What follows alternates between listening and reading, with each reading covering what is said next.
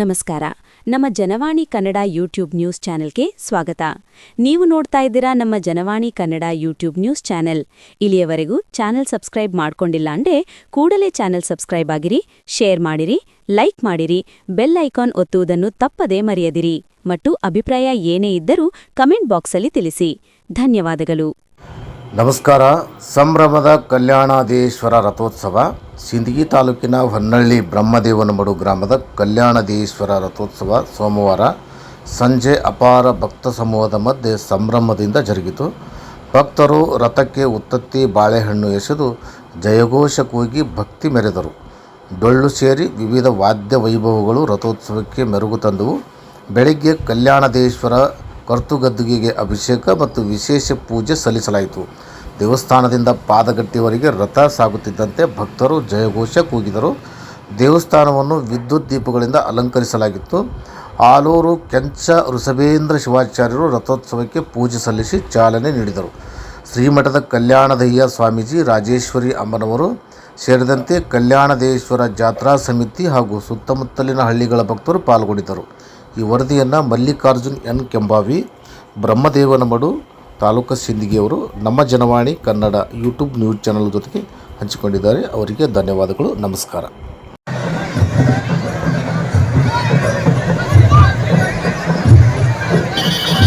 ಯಾವತ್ತು ಈ ಮಠದ ಸದ್ಭಕ್ತರು